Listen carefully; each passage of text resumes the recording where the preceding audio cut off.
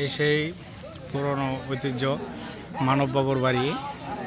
এটা কিশোরগঞ্জ জেলা হোসেনপুর থানার আওতাভুক্ত। তো ওই জায়গার মধ্যে ঈদ আসলে অনেক পর্যটক আসে দেখার জন্যে বাড়িটা। তো তেমন কিছু না, পুরনো একটা জমিদার বাড়ি, তো সবাই আসে এই জায়গায় দেখতে।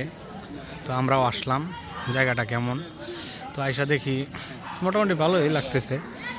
তো গ্রামের ঐতিহ্য জমিদার বাড়ি ছিল এটা, পুরনো একটা। তো এই জায়গায় অনেক পর্যটক, যে আমার ভাতিজা মানিক, তাকেও নিয়ে আসছি।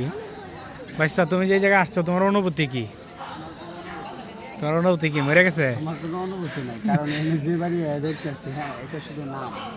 এখানে যে মানব এটাই আসলে তেমন কোনো কিছু নাই। তেমন কোনো কিছু না, কিন্তু উনি যে মোটামুটি একটা নাম করে খেয়ে গেছে, এটা বর্তমানে ধরে রাখতেছে মানুষের।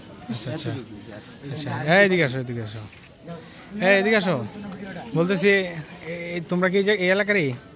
হ্যাঁ, এটা আসলে কি, এই জায়গাটার নাম কি? জমিদার বাড়ি। কি এই জায়গায় কি ছিল? এটার ঐতিহ্যটা কি?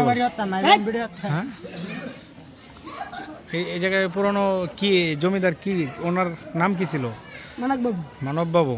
মানিক বাবু না মানব বাবু? আচ্ছা ঠিক আছে। এই জায়গায় কি প্রতিদিন এই লোক আসে? না, প্রতি শুক্রবার আসে। শুক্রবার ঈদ আসলে ঈদের মাঝে আসে না? তুমি কি এই এলাকারই? হ্যাঁ, আচ্ছা ঠিক আছে, যাও। তো একটা স্থানীয় ছেলের সাথে কথা বললাম। তো শুক্রবারেও আসে মানুষজন, তো প্রায় সময়। তো বাতিজা আমার হতাশে গেছে, অনেক দূর থেকে আসছি আসলে আয়সা। এর আগে আমি একবার আসছিলাম। যাই হোক, আমরা আবার পরিবার নিয়ে সবাইকে নিয়ে আসছিলাম, কিন্তু দুঃখজনক বিষয় হলো গাড়ির চাকা পাংচার হয়ে গেছে। পাংচারের কারণে তাদেরকে নিয়ে আসা হয় নাই, তারা এখনও রাস্তায় আছে। তাই আমি ভাবলাম যে এত কষ্ট করে আসছি, তাহলে আমরা বাইক দিয়ে টান দিয়ে দেখা যায় যে জায়গাটা কেমন। মোটামুটি একটু ভালো লাগলো মনটা। যাই হোক।